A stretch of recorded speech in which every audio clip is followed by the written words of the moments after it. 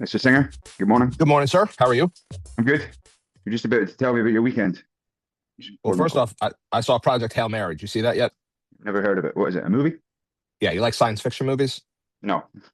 Okay, well then don't go see it. But if you like science fiction movies like the ones we had when we were kids, like E.T. or Close Encounters, or you want to go to the movie theater and not feel bad at all, like you just want to enjoy yourself, this movie was amazing.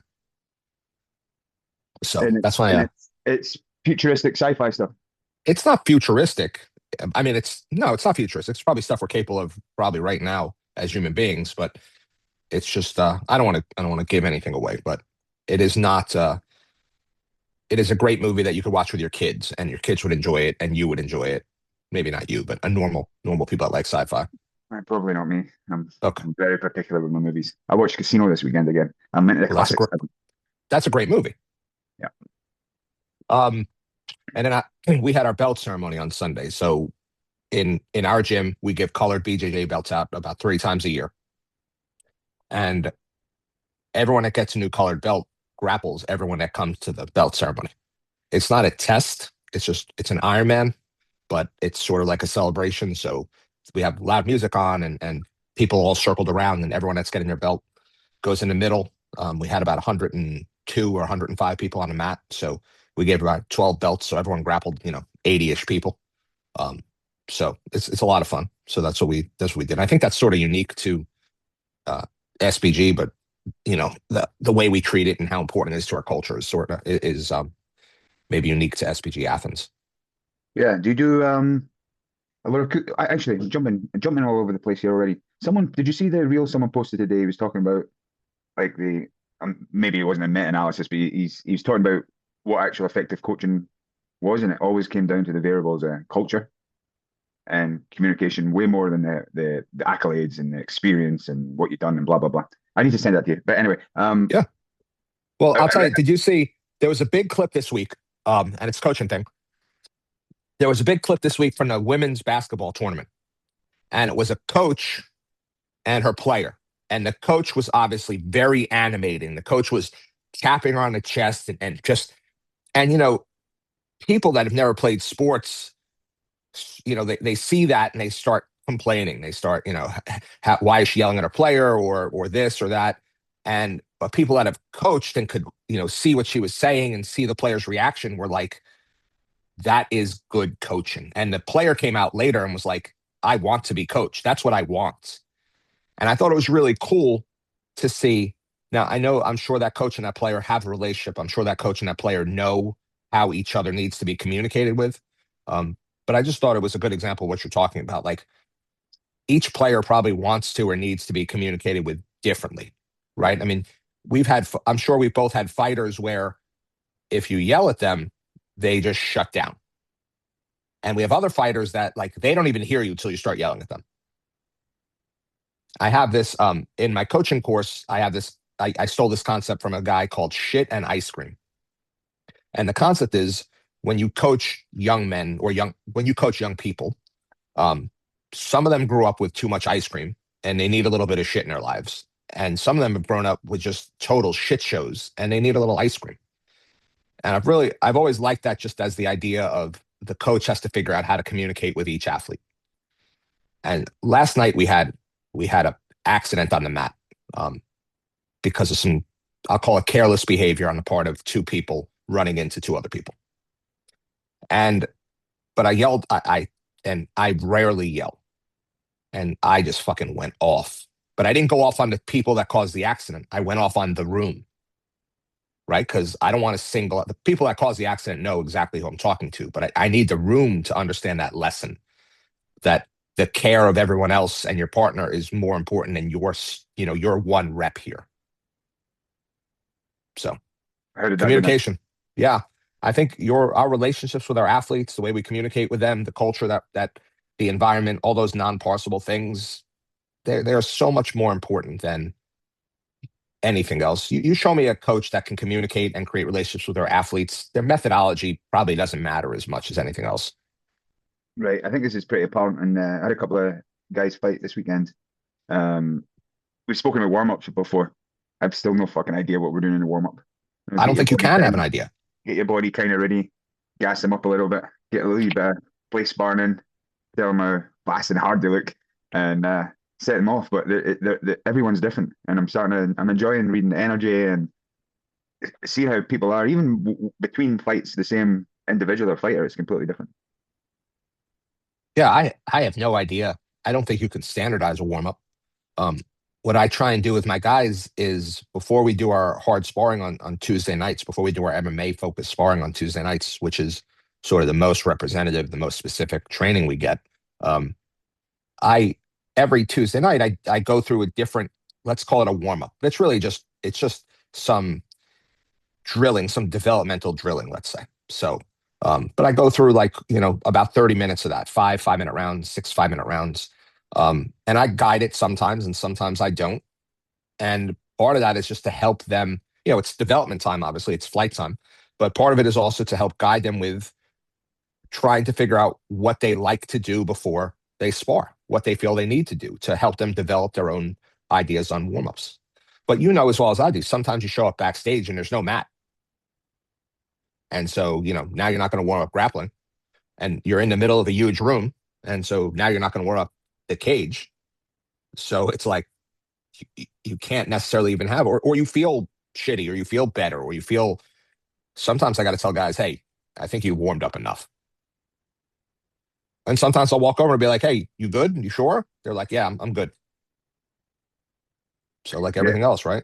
yeah, it's always pretty random. This is a nice show we're at this week. Warm up area was a little on the smaller side, but it was Ignite, pretty established shop in Minnesota. I had two different, completely different kids go in. One was Angel. He's our teens coach, so I think he carries a ton of unnecessary, puts a ton of unnecessary expectations on himself, right? Because he's leading his teens Right. group and he's Yeah. and he's young and I don't have that stress because I'm not competing. Um, and I could tell, and I knew he had all the skill set. He was giving up about 6 inches in height and at least like 3 feet in range. I knew he had the skills to win, but I wasn't sure, how who was going to show up there. And he got in. He took a clean shot like to the dome early on, but he didn't fluster, and he eventually got what he was going in to do. Got close to the guy, got him down, and armbarred him in the first round. But hugely emotional after. I don't want to embarrass him, but he was hugely emotional, and Fair. it felt like just this fucking release valve had gone off. And I'm glad, both of my guys, Mitch won the Ignite amateur title. Very cool. Um, whatever you think about amateur titles, they're good for amateurs. No, they're cool. They're good for them. Yeah, yeah. And he had a smart fight. It was really close. It was a split decision actually. If it went the other way, I wouldn't have complained. I thought he did through. I thought he landed the more effective shots. Mitch does this thing. We call him the puzzle, right? This is a guy I've spoke about. He's not fast, but he's quick. He's well attuned. I imagine the other guy threw twice as many strikes, but landed half as many. If that makes sense. Yeah. And then the grappling, they both had their, some good grappling exchanges. So anyway, two very, very different individuals. So ignoring, and I think you and I we don't put too much stock in winning and losing because Because I think sorry, go right. ahead. We don't put too much stock in winning and losing. And something that when I watch fights, I pay a lot of attention to all the things that could have gone wrong, right? Because especially if they win, right? If my fighter wins, that's when I want to break my foot off in their ass. That's when I want to point out that, all that it could have easily gone the other way. It always can easily go the other way. But so I watch the fights and I come out with a catalog of these things that could have gone the other way. And those are the things that I want to make sure we keep working on. Those are the things that I see as deficits. Even if they win, it doesn't matter to me. Those are deficits. And some other guy is going to take advantage of those. So what do you do if you do anything, what do you do post fight to adjust that for them or guide them or nudge them or intervention or whatever you want to call it? No, our fights are always dictating our next week's practice, pretty much. Um, so we did because Angel's had 3 fights now. He's won two by armbar, lost one by armbar, all in first round. Okay. And so we did the kind of we played from where Angel got the armbar from, just with double bicep control and went from there. So we're playing around with that because armbars. I don't know about you, Adam, but armbars aren't a thing I go for a lot. So it tends to. This isn't right, but I tend to probably center my tactics and strategies and what we spend a lot of time on a little bit on my own game, which probably isn't a good Okay. thing. But there's probably a little bit of that, right? My what I see effective in MMA, especially this at this amateur level, while their striking's continuing to develop.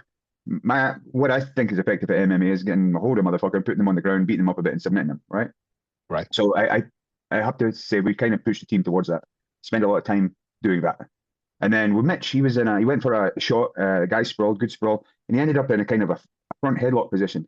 He had a hold of the single, but they were down, and his opponent had this. He was like going for some kind of ninja choke in that. Now we play this position a lot, and I was thinking Mitch was going to just gate a roll out of it and create a scramble, but he didn't. And it was the third round of five, and he was just really, really kind of cool and chilling. And instead of barking from I knew he was scheming something, and I wasn't sure what he was feeling. And that lasted almost 2 minutes. I was surprised he never got stood up. Anyway, all that's to say is afterwards we spoke about it. Mitch just said, yeah, he was it was a third round and he didn't feel in too much danger, but he felt there was a bit of threat on his neck, and if he went to move abruptly, he might have got caught in something. So it was a good, sensible fight, and they both came out unhurt, which is well, Mitch hurt his foot, but that was all. Hurt his foot kicking. So I'm Yeah, it delighted. happens. I'll Good. take a loss rather than them getting hurt. So what would the week's practice look like if Angel had or one of whoever had a more of a strike fight? What would practice look like if your guy that was in more of a strike fight had gotten beat up a bit? I don't know how it would meaningfully change. I think it's getting largely down to we might if we identified something specific, like he was kept getting clobbered with a lead hook or an overhand, we might work around that. But I think all comes down to the reads. So you would just put him in a situation where he got to see more of that thing. Yep, pretty much. Try and make that signal a bit stronger in practice. Yeah, I agree. Which is tough, obviously. But I was having a conversation with one of my guys, and he was saying that we were talking about just our track record the last couple of years since we've been doing. He was saying that he was asking me why we don't see more submissions from our guys, and so it got us into an interesting talk about sort of what our principles of play are, right? And how I focus practice, and that if someone wants to be a submission artist, then that is something that they will have to develop as sort of their focus, but it's not something that I'm necessarily going to focus on when we're working as a team, if that makes sense. Yeah. Like we'll play all of the normal jujitsu positions, but at the lowest levels, at the intro levels, it's going to be stand up versus pin. And if you can pin, we strike. It's not, and so the most submissions in for my amateurs are going to come from rear naked chokes or front headlock type stuff. They are not going to come from guard bottom. We're not going to leave the mount or the cross side to throw arm bars. Yeah. And if that is something that he wants to do more, he wants to be more of a submission threat, then he needs to spend more time in that game, which is in my gym, do more Brazilian Jiu-Jitsu. And so he understood that. And I thought it was a good discussion about sort of, I create an environment, but your personality, what you want, what you are hoping to achieve has to drive a lot of that. And I can't drive everyone to be submission masters from close guard. I mean, it's not that valuable in MMA for everybody. If it's something that you like, if it's something you enjoy, then you have the opportunities in my room to pursue that. So I set up the broad principles of play, the broad slices. If there's something that attracts them because of their personality or their bodies or whatever, then I want that is available to them, but they have to pursue that a little bit. That's the autonomy piece, right? Yep. I'm still thinking about this fucking assessment I need to do, this skills assessment. Oh, you haven't finished it yet? Yeah, I finished my assignment, but the framework and assessment we have to present at the end of the semester. Anyway, I'm still struggling with it, but this is very contrary to what we talk about. But if we think about what we speak about in the CLA, what that is, we have this knowledge about and we have this knowledge of. I always get these two fucking mixed up. Knowledge of is doing the thing, and knowledge about is knowing about the thing. And Huh? it occurred to me it wouldn't necessarily be a bad thing if we took the various positions in grappling or MMA and you asked the student or the learner, what's your intentions here? Because there's three or four general concepts or general tactics and strategies that are effective for most positions, right? Whether it be an Right. underhook or rotation or elevation or inside space, whatever that means, and use that as a bit of a metric to at least get their knowledge about. I think there might be some value in that. Like, do they know at least whether they can do it or not? Do they know at least where they're trying to move to? And I take it for granted that because we play these games a lot, they're going to know that. But I'm kind of taking that for granted. Right. So as an example, I have a couple different grappling games that I play in MMA. In my Brazilian Jiu-Jitsu classes, my grappling classes, I don't even like Brazilian Jiu-Jitsu as a word, but in my grappling classes, um, we can finer slice some things. In my MMA practices, we keep it more general. And so a game that I like to play is you start in you're on top, but you are not pinned. So you're maybe in half guard top or you may be cross-side top. And the goal of the game is to get mounted or take the back, right? To transition to a full pin. And then so we play a lot of that. It's, pin. You have to pin and the other guy's trying to stand up.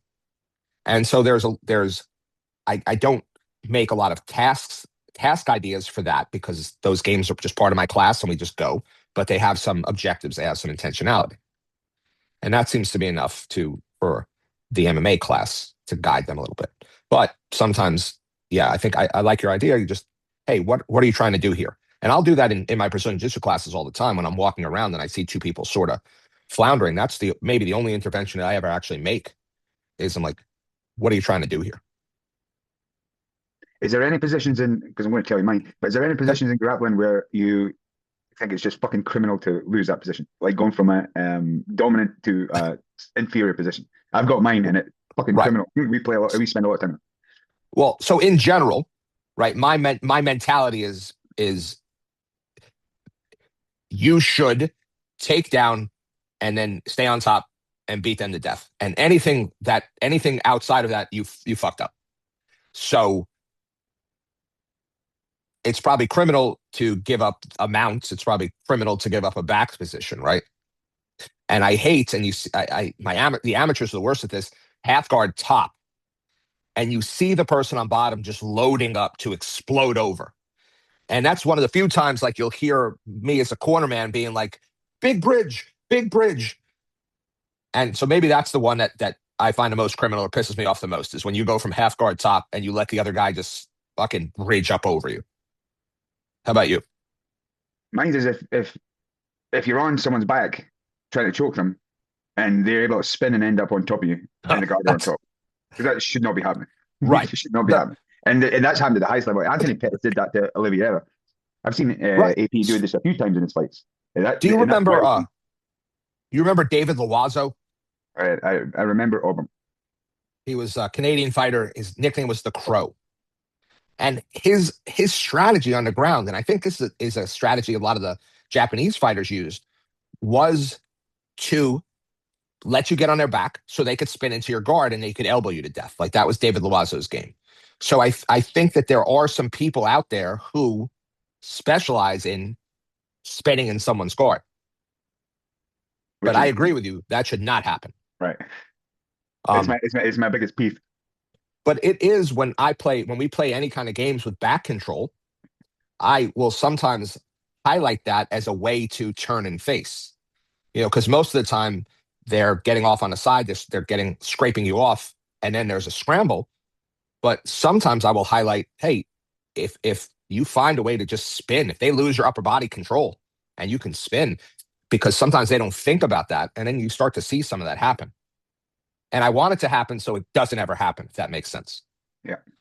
Like there are things that have to happen or people have to be able to do so that it doesn't happen. Right. Right? You need like it'd be good if you had, especially if you're a gi gym that does sports jiu-jitsu, it would be good if your environment had all the stupid meta games that people play.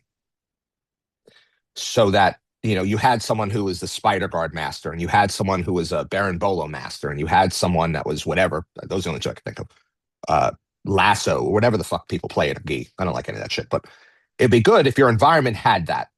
So that every few sessions, every week, whatever, you grappled one of those guys. And so it helped attune you to those things existing. And so spinning in the close guard, I mean, spinning from back control, you'd be really surprised that the first time that ever happens to you is in a fight. Aye, well, we're going back to that kind of variability that you foster, Right. lifting the whole room, doing heavy lifting, right? All of it. I So mean, that's you're familiar with Gabby Wolf's work, right? yeah, Oh, yeah, yeah. So that was external. yeah, I went in late, but my assignment went in late yesterday. But it was interesting. Here, see if I can find it. So when they did a meta-analysis on this optimal, which is all about how we through motivation, right, and the focus of attention. There's a lot of it was apparently some pretty robust work, uh, especially around the external focus advantage. So just a couple of quick analysis. So of 153 experiments, over 4,000 participants confirmed that external focus advantage across populations, skill types, and task types. So that seems to be pretty robust. But when it came to the motivational thing, it they analyzed like 166 experiments. Only 21% actually measured motivation. Only 23% of these identified group level motivational effects. So we have these big ideas and motor learning and science, and we say they're robust in that. But see, when you look at some of the critiques and some of the problems with the methodology and whatnot, the findings become weaker and weaker and weaker. And this is what I'm kind of finding when I'm doing all this research stuff. It's very, very muddy, and you've spoke about the replication crisis and stuff in science. So I'm wondering how much we can actually get from all this. So I I was thinking about this because I was reading something on where the topic's not important, but he was talking about affordances. And without navel gazing, what ends up happening in all these things is that nothing is really parsable. And so when you're a scientist and you want to do an experiment, we have to get as few variables as possible. As soon as you start getting more than one or two variables, you have to use these computer programs and run analysis of the variables, ANOVA, or bring in a biostatistician, and it becomes more difficult to figure out what signals are really there, what's really causative, correlated, what all those things. And I think in this area where we don't parse too many things out, I don't know how you separate the variables. If the environment is so important that it is mutual with the animal, the environment is full of variables. Right? That's go back to nature and nurture. Okay, if nurture is a thing, show me how you're going to parse that out. And you can't. It just ends up being a black box. And so if it's a black box, how valuable is it? Right. And I think this is a bit of a nod to the kind of complexity and ecology of it all, right? Oh, for sure. Yeah.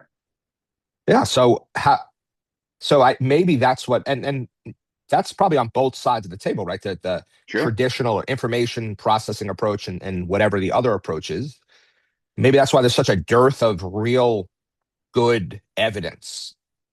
Well, and that was what. So a couple of other things came out because they're not explicitly like ecological Right. from the ecological assumptions, but self-determination theory, which is a motivational theory, which if you make someone feel like give them some autonomy, make them feel confident, have them feel like they're part of something, part of a community, they're relatable. This should drive intrinsic motivation, right? Okay.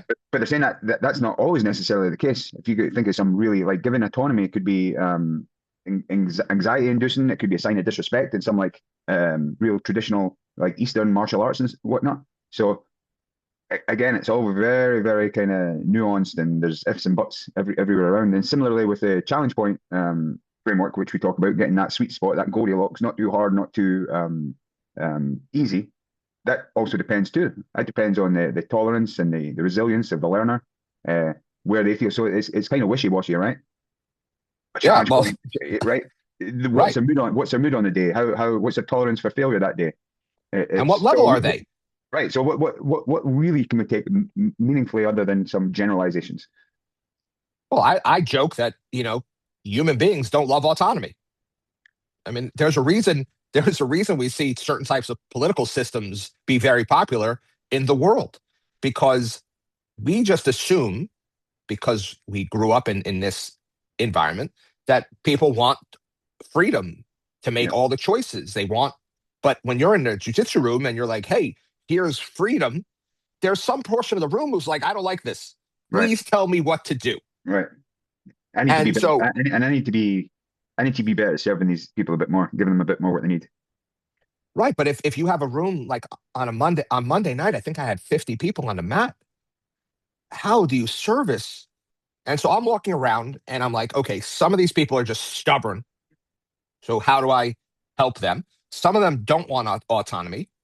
How do I help them? Some of them are not creative. They have not done a creative thing since they were a child.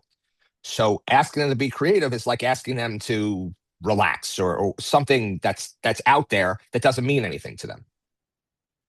And so I've had a couple sessions in the last couple weeks where I've had a couple sessions in the last couple weeks where I've set up something that I thought was just so simple as a warm up drill, and all these things come out. Well, like these ideas, not creative, stubborn, not loving autonomy, and I've had to really do a good job of not just screaming at everyone, and it's my fault. I know that, right? It's when we set an activity up and the activity fails, then that's on us. Maybe it was a communication issue, maybe it was a scaling issue, whatever it is. But I can't scream at myself. So sometimes you got to scream at your people. I guess I'm a dreamer. I'm an idealist. Even if they don't like autonomy, I'll say you will. You just don't know it yet. Oh, they don't have like I don't give them a choice. Like, which is I guess that sounds like a catch-22. You're going to get autonomy, and a lot of I mean my MMA practices, they are. Is there such thing as guided autonomy? I guess it would just be, less So, feedback, less prescription, fill in the right. So blank. I'll say, okay, we're going to play this That's top what person. Get isn't that what we're doing? The way we run practice is it's always yes, a mix of autonomy, right? yes, We're effectively telling them what we want to do. So we rob a little bit of autonomy from them because we have our expectations or the task and objectives, and the rest is kind of up to them. right. Their So their expression, how they. so I'll say something like, I want you to start in a position on the ground against the cage. Pick one that has shown up for you, or you've seen recently, or you want to experiment with. And then so I expect if I have 10 groups, I think there are some very similar stable positions on the ground against the cage, but I don't expect them all to be in the same one. And so to me, that's sort of a guided autonomy. And all those positions have the same intentionality: person on bottom, get up; person on top, stay on top. So I don't have to reiterate that all the time. And then I'll walk around, and a lot of times that's when people ask me questions, and that's when I can sort of guide their task focus. Um, so that's sort of guided autonomy. I mean, I like that's my favorite way to run practices. So it's not like I'm not choosing autonomy just for me, or just for them. I'm choosing because I also like that as a way to run practice. I like seeing them make choices for themselves and what they want to work, even if it's within a specific area. I asked you a question last week. Let's see if I can butcher this again. But I asked you a question last week, and I remember where it came from, and it'll eventually map on to our easy and hard out, or hard and Okay. easy out, whatever you want. But I was saying, if we don't see many, but if you've seen someone uh, take a dive, you asked me what I meant by that, right? But Yeah. or even let's look at the movies. Someone gets clocked, right, and they fucking fall down. Or in Right. football, they flop. It never looks real. Like there's this uncanniness to the movement that you just can't see. Like if you really get clobbered and knocked out, you're gonna drop like a fucking sack of potatoes, right? Or stiffen up or whatever. You can't recreate that intentionally. Like you can't act that out. Right. I just don't see it. And I was curious sometimes when we do like what I'm working on a lot now is just it's more part of our kind of warm up games. You have any takedown you want. I'm not fighting it until my ass starts going towards the floor. I'm looking for some kind of inside butterflies to immediately use that momentum and get the reversal. Okay. But if they don't do it with enough momentum and authenticity of the actual shot, it's so clunky and rehearsed and unnatural and inauthentic Right. because they're either thinking about falling or they have to change from thinking about not falling to then falling. So that it robs this kind of authenticity from this organized the way the body's just going to organize. And when we interrupt that, and there's a reason I'm saying all this because that's some of the what they think some of the mechanisms are behind the internal focus of attention and the organization, that you're constraining that organization by concentrating or focusing on it. That was a bit of a ramble, but if you get what I meant. And so I was Yeah. thinking, like, you think of when Apollo Creed knocks down Rocky, it doesn't look real. Right. You can't. I mean, Right. and they're actors, and they probably that scene a fucking bazillion times. There's just something that you can sense that it's just no organic, it's just no real. I think we see this in sport, and there's something that maps on to the idea of thinking about what you're doing rather than just you know organizing and letting it happen. So in your example, and I could see it makes sense. So in an if I was so last night, one of our warm-up games was, and I call it bounce first pin, and we went easy and hard out on the takedown. So it's basically exactly what you laid out. But what I don't do is tell the person that's bouncing how to do that. And so this way, they're not trying to force something that the energy didn't give them. And as long as I see people using the elevator hooks, as long as I see people doing different things, and I don't mess with it too much. And last night, people were getting too deep into being taken down before they started their action. So I said, if your back hits the mat, you lost. I want you to shame yourself and reset. You do not even get to continue trying to get up. You've lost. And so within a couple minutes of that, I stopped seeing people. And so next time I do that drill, that may be a thing I add to my description. But this goes back to some ideas on there are some things that only work or are only safe when people are going full speed. Right. And as soon as we change a little bit of the focus internally, externally thinking, then that's when people tend to get hurt. And so I think we have to acknowledge that maybe everything can't come out of every situation we set up because of that. And we certainly don't want to force people down roads. I think over constraining. I think we've spoken about that, and I think that that's what some of the Instagram posts that I've shared recently about people attempting to the CLA or attempting. Yeah, I don't know. Can you do the CLA? You can do the CLA without understanding anything about eco. And so I'm seeing people attempting to make games based on the CLA without an understanding of eco. And what it always looks like is guiding people into a very narrow space. It's like starting off with, I want this to come out. How do I constrain it to come out? And to me, I don't think you're too far away from just telling people what to do at that point. Right. And I maybe that's the first stage that new coaches will go through. But if they don't have an underpinning of the difference between information or knowledge about, or how information is transmitted or what information is, I don't think that they will get to the place that they want to get to. Yeah, and I think just generally, if the task focus is too narrow or too complex or too many steps, we're then getting back in the mind. We're then thinking about it, and we can see that. That's what I guess that's the point I'm trying to make. Once we Sure. focus internally and think about what our body's doing, you just can't unsee it. It just looks different. Right. The fluidity of this organ. I'm not saying it can't be more technically or aesthetically pleasing. I'm just saying there's a fluidity to the movement itself that you just can't unsee. I agree. Yeah, I agree. And I think sometimes in grappling, we have a tendency to start people in these very stable positions that they don't necessarily exist like that in the wild. And so it's almost like a decomposition. Now, obviously, there are stable positions that exist, but every starting point is not one that naturally occurs stably. I think the coach has to. I found with my big group on Monday night that the first round of something I want to do, I give the least amount of instructions. I was just like, grab this, start here, person on bottom, when this drill breaks, switch, person on top, just see what happens. And I'll do that. I'll run that for the first round because I don't want to guide or over guide or over constrain. I want to see what they need.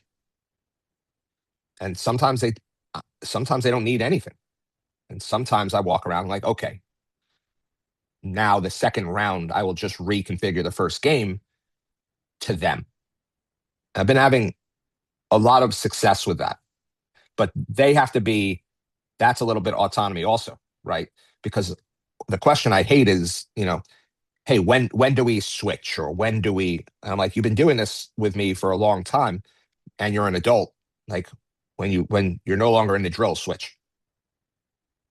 If we started in cross side and I asked you to attack the far arm or something, and you're in close guard bottom, then you probably should have switched somewhere along the line.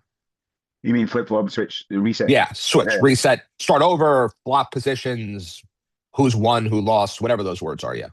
Right. Yeah, it's similar with me. So when it stops being interesting, when it's kind of stabilized out, then we reset. Right. Because there's loads of weird fucking positions down there that we're never going to even think about or get the chance to set them up in. And so Right. as long as it's interesting and kind of competitive and scrambly, then keep going. And if that lasts another minute and a half, great. Same. So a lot of times my instructions are, if it gets weird, stop. If you feel like got dangerous, stop. If it gets stable or stalemated, stop. Other than that, see what happens. Play it. Play it Let out. me ask you this. I know I go back and forth and I say I don't really like the violence or the gore that much in fighting, but I really love to see effective elbowing. Of course, can't do that in amateurs. You said you got a couple of your guys are now pro. I don't think we see as much elbowing as effective elbowing that's actually available there. I think, especially on the fence and that. Of course, we do see it, but I'm surprised we don't see more of it. Do you think that's just we haven't because it's can be a challenge to maybe do in practice that they're not kind of attracted to these kind of solutions or they're not attracted to these kind of movements? And if so, how do you when you're transitioning to pro, is it something you focus on? When do you start to introduce that? How do you introduce it safely? I'm curious what your thoughts are on elbows themselves and how you try and elicit that to come out in the competition. All right. So let me ask you a question, and then I'll answer that. When I watch videos I like to watch other gyms sparring, right? I like to just see um, what's going on. And I'll see in some gyms that they have these very big elbow pads, they have knee pads, they have, the big puffies, they have big shin pads. They're basically armored up a little bit. Um, is that what's necessary to be able to work elbows and knees and things? Maybe personally, I think you can train elbows without landing them, just because you have a lot of So, control over that right. kind of coordinating your So elbows. then that is exactly what I'm currently allowing my pros to do. We had bought some elbow pads and they didn't like them. I didn't like them. And so right now, my three pros, and I saw last night during the in my practices, I have a self-study period where usually it's 10 to 15 minutes at the end where they just work whatever they didn't think they got to work on. And I saw two of my pros on the cage basically elbow sparring. And they were just showing them or placing them and I didn't say anything. I didn't, because it's like with children, say don't fall. And then they never thought they could fall until you said don't fall. So they know they shouldn't be cutting each other. So I didn't get involved and they were doing some good work. And I think elbows might be more difficult to land than we think they are. You have a lot of these guys who spend a lot of time in Thailand training at Tiger Muay Thai or AKA or Bang Tao or whatever the hell the names are. Don't see those guys landing a lot of elbows in MMA. So maybe they're more difficult to land than we think they are. Maybe it's not necessarily a training thing because of the nature of MMA. But on the ground, I think I'll let them just show them and play with them. And I hope that'll come out a little bit. We had a couple good 12-6 elbows in our pro fights recently. And we had some good elbows from Mount Top. So I'm just going to let it develop and let them play with it a little bit. Similar to like jump knees, right? Like how do you train jump knees? They just do it without hurting each other. Yeah. And if it's, I think they know that if it's a tool they want to develop live, then they have a responsibility of care. Spinning shit's the same way, right? I mean, you could spinning elbows, spinning back fists. I've seen spinning back fists where the person, one guy moves in while the other guy's doing it and they get elbowed.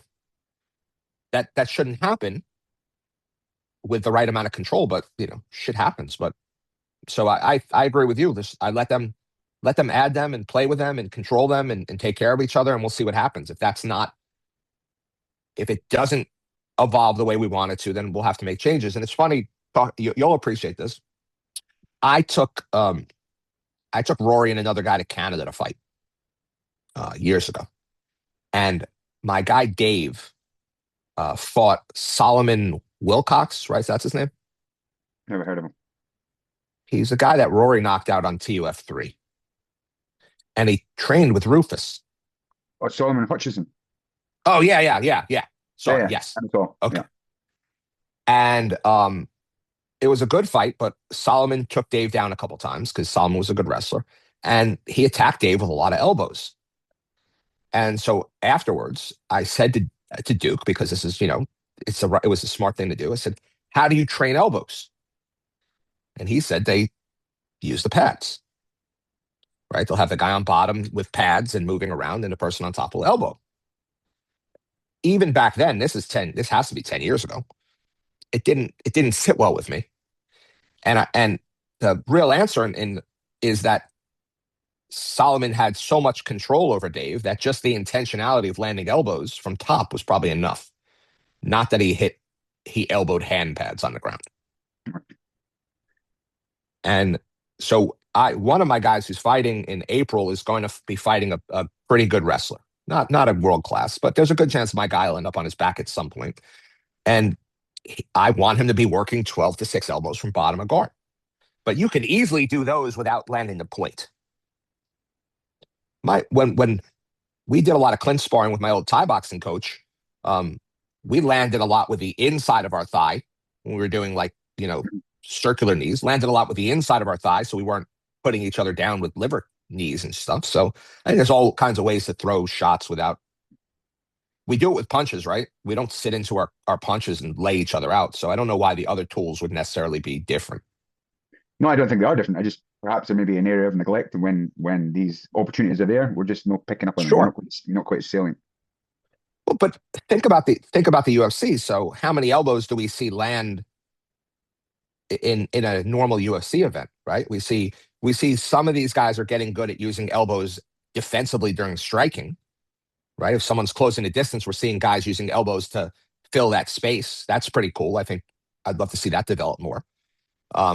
We're not seeing a lot of elbows from the clinch. No, that's because the you way I'm have not seeing them. I'm seeing a lot of spinning elbows. right, and I think you'll see more of those until those go away, because that's sort of a new fun meta. Even with the change to allow 12 to 6 elbows, we're not seeing a lot of 12 to 6 elbows. So either it's got to be one of two things. Tell me if I'm wrong here. It's either the sport doesn't afford those opportunities the way that we want it to, or we need to find a way to train them so that we can transfer them to the performance environments. The answer is probably in the middle somewhere. I think it's probably a bit of both. Probably. So, I mean, we see guys, close guard top. Everyone, Tito was elbowing the shit out of people 20 years ago. So you would think that everyone would have seen that and everyone would be doing that, but they don't do it. And I don't know if that's just because of the way people train their jujitsu or. So I'm going to see what happens. I'm going to let the guys play with elbows, and then the next time the pros fight, I'll have to look at opportunities where they could have elbowed, and figure out if they just didn't see it, or they didn't have the ability to elbow, and so they didn't pick up those openings or affordances. So we'll have to see. That's still an experiment for me. Yeah, maybe I'll take a couple of spectacular elbow beatdowns for gyms to start including it a bit more. Yeah, it's interesting to me. I see the opportunities there a lot. I just don't see as many as I would have expected, and I wondered if that was a training thing. But maybe it is. Maybe in the moment it's just doesn't work. It's not what they perceive as being effective. Well, the best elbow people in the clinch are, you would probably say, are the Thais. But I don't know if MMA striking. Well, I know, but I don't think MMA striking and MMA clinch work is Thai striking or Thai clinch work. So I don't think we can make this one-to-one map. Right. No, I would agree with that. Most of our clinch work in MMA is controlling the arms, and so therefore there's less opportunities to elbow, whereas the Thais are higher, and there's more opportunities for elbows. You'd figure though people would see Matt Brown grab someone's head and elbow them and knock them out. You would see more of that. Who was the other guy that was really known for his elbows? It wasn't Kenny Florian, was it? It was it was around that era. I don't know. I forget. That's my era, but I don't know. Yeah, that's what he was known for. Tito is the one that I think of because his ground and pound was very elbow forward, very elbow heavy. And it was just, part of it's because if you can't get someone off you, they can do a lot of shit to you. It's What are your always the thoughts? thing with these. Say again? I was to say, what are your thoughts on this? What's the card coming up with Ronda and Gina? Oh, Jesus Christ. I said to my guys, I said, this was a great card 10 years ago. Although 10 years ago, Ronda would have beat Gina probably in the first round. I've never seen Gina Carano as being a high level fighter. And I saw someone put up the number of days between these people's last MMA fight, and it was all like over a year. Like Ngannou's last, I think Ngannou was the most active of all of them, and I don't think he's fought MMA in a year. And his opponent is like 2 years, and Carano, and so 10 years ago that was a pretty cool card. Will you watch it? Yeah, man, take my money. I mean, for the entertainment spectacle, right? But and this is where fighting's going. I don't love it to be honest, but Love it. I don't love it. I don't. It's not that I don't love it. I don't like it because we should be building the sport of MMA. And Francis Ngannou should be in the UFC fighting other heavyweight UFC fighters. And I don't think anyone else on that card could be in the UFC. And so I don't understand, in America there's something called arena football, which is like where guys who just are years past their prime or never had an opportunity to play in the NFL play, and they play on this small field and they have a lot of running starts and they have like nets where you can catch the ball off of it. And people like it.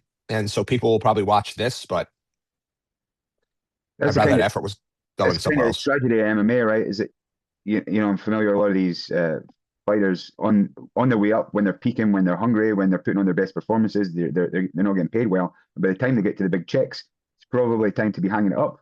But now they're making big checks, and this is just the nature of the game. It's unfortunate. Yeah. And what's interesting is I don't know other sports when their athletes get to the place where they're making big checks but not able to perform at that level, they usually either get traded or cut by their team or released by their team, and they either stop playing the sport or some other team takes a chance at them at a much lower price. Yeah, So if MMA had a similar makeup, then you would see like somebody that was making a lot of money but no longer a contender maybe have an opportunity to make less money and less pressure in another organization. right. And I would still, if there was another organization, whatever it is, and Max Holloway was fighting Saturday night versus another guy at the same place in his career, people would watch that. People would watch that. But I don't know if the UFC can serve both those masters, without being detrimental to the young guys. And it just seems like the UFC is just feeding in a tremendous number of young guys at nothing to see if anyone's worth anything. And I don't think that's great for the sport. No, but I don't see that changing anytime soon. I think that No. monopoly seems to be getting stronger. What's it going Yeah. to take? What's it going to take to break that or rebalance it? Do you think there is room for MMA to grow in this country? That's unclear to me. Okay, so I agree with that. It's unclear to me also. If there is no room for it to grow, and I think the UFC seems to have acknowledged that there's very little room to grow, then they are basically in a keep the costs low. And then keep the costs low until they can find somebody who can sell tickets, sell pay-per-views, and they'll pay that person. But the rest of the time, they'll try and keep the costs down. And I got to figure, I don't know shit about business, but I got to figure Paramount can't be happy with the way it's gone this first quarter. Those cards have generally they haven't been great. That's for sure. Do you think there's a bit of fatigue? I mean, I've seen myself.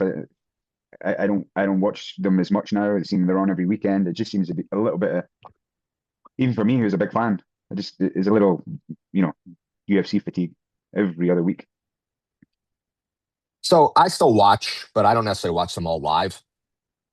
Right. So I'll look on SureDog and I'll see which fights had finishes or which fights were which fights were good, and then I'll only watch those. And Paramount splices them up so you can pick the exact fights you want to watch. But it is very rare for me, and it used to be not rare. It is very rare for me to sit down at 5 o'clock and watch 12 fights. And that I used to do that. That was almost a weekly thing. Dana, before she made any plans on a Saturday night, would say, "Are there fights this weekend?" Because she knew that was a priority of mine, and that's not. Now she'll ask me, "Are there fights this week?" And I'll say, "Yeah, but we can still go to dinner because I'm only going to watch the main card," or "We could still go to a movie because I'm only going to watch the main event." So I don't think it's fatigue for me because I love MMA. I think there's a quality issue. And at the NFL, you were talking about every week. The NFL is starting to get to the point where they're going to play games almost every day of the week, and people are starting to talk about, other than gamblers, who the hell wants to watch football every night? What made football in America so huge was that's what Sunday was, and then Monday night, and then all of a sudden, now there's a Thursday night game, and now they're talking about Tuesday night games, and later in the season they play Saturday. And I don't know if it's fatigue or it's just like who has the bandwidth. I look at some of these cards, and if I don't see a lot of numbers on the card or names that I know, I don't have the bandwidth to know who's who or who's good or what fights are going to be good. So, I'll watch them after, but I'm not going to sit there and watch guys that aren't much better than my young pros. I'd rather go to a local show. When you say there's no room for growth, is that like from audience capture? It's kind of capped out now. Yeah. Yeah. Right. I mean, I assume the only way a sport can grow or generate more revenue is more eyeballs. And I bet if someone was honestly releasing data, the number of eyeballs on MMA has decreased. ESPN doesn't allow sports to walk away if they're making them money. And the fact that ESPN let the UFC walk away, and then, from what I understand, Netflix said, "We'll take the UFC, but we only want the good stuff." And Dana wanted the whole package to be sold. Paramount Plus just needed content, and so I'm not sure that deal is going to look great for them in a few years. But the NBA is losing eyeballs right now, and for the first time ever, I think they reduced the salary cap, which is like 50% of the revenue goes to the players, 50% goes to the owners. I think this is the first time they've lowered that 50% number, For the which players, means that, most likely. say again. For the players.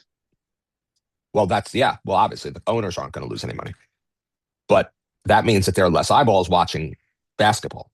So is it also possible then that there are so many things competing for people's attention that MMA will need to figure out how to get people's eyeballs on clips or shorts or whatever it is, and not expect people, right? The NFL, I know a lot of people that watch the NFL on these end zone packages where they're just, it's like ADHD on steroids. They're just going from this game to this game to this game to this game, and then they have 4 screens up of things happening. And that's the way a lot of people watch the NFL now. And so MMA may need to start harnessing some of that.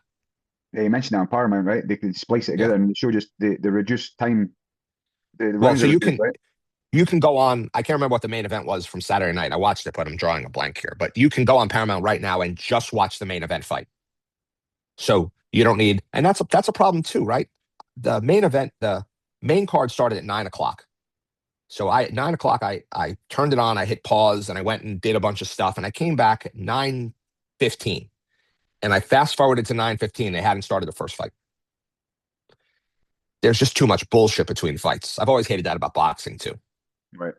I get it. You got to sell ads and stuff, but those guys don't. Those guys just want to get in there and fight. Yeah, So we're the sporting purists. We have to remember it's a business. It is prize fighting. right, but we may be the purists, but you ever heard, like, you've ever seen a boxing match where they're like, "This is a fight fan's fight." Mhm. Like Shakur Stevens is becoming that, where he's not going to sell a lot of tickets. He's not going to sell a lot of pay-per-views because he's not going to knock people out. He's not going to batter people. He's just going to display the highest level of boxing skill there is, but people don't buy that. People don't watch that. but fight fans will never miss Shakur Stevens' fight. And so if we're getting to a point where only fight fans are watching some of these UFC fights, they're in trouble, especially the big cards. And I wonder if that's going to be an issue because you used to know what the pay-per-view cards were, the big cards. And so the normal fan just watched the pay-per-view fights. Right. But now with Paramount, we don't necessarily know what's what. Fans don't know what's what. Yeah. Adesanya fight Saturday night. You know that?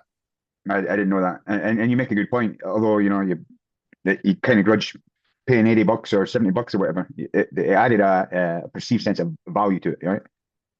Right. Yeah. Yeah. Yeah. And now it's just they're on Saturday night. Adesanya would never have fought on a free card before, but Adesanya is not the main event on a pay-per-view anymore. Who's is he fighting? Joe Pfeiffer. Oh yeah, the big strong boy. Yeah, and I think those are the only ranked. Maybe there are two. Maybe there's a co-main is a woman's fight where both fighters have numbers, and I don't think anyone else on the card has numbers, which means it's not a pay-per-view level fight. But Adesanya would never main event a free card. So now, like, you're in this weird place. I want to watch Adesanya, but I can't sit through 7 hours or whatever the hell it is. It'll be interesting to see what kind of Adesanya we get. It's been a while, right? It's been a while. I think that he is certainly over the. I don't think he's a contender anymore. Did City kickboxing kind of go over the other side of the peak? Kind of boil went down to simmer. Sure, but that's because their fighters aged out, right? And Volk left.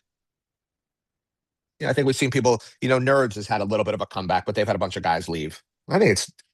You and I talk about that all the time. It's not. It's the environment. It's the guys. It's not the coach. It's not the coach's system. It's not. No coach is doing anything special. You got a bunch of guys, storm, the right right? guys in the room. Say again. Right. Sorry. It's a perfect storm. Yeah. And so that can't last. That can't last. You can't. It's hard to, if you have a room at a certain level, it's hard to feed guys into that. And now you have this sort of strata. It's hard to then sort of reload.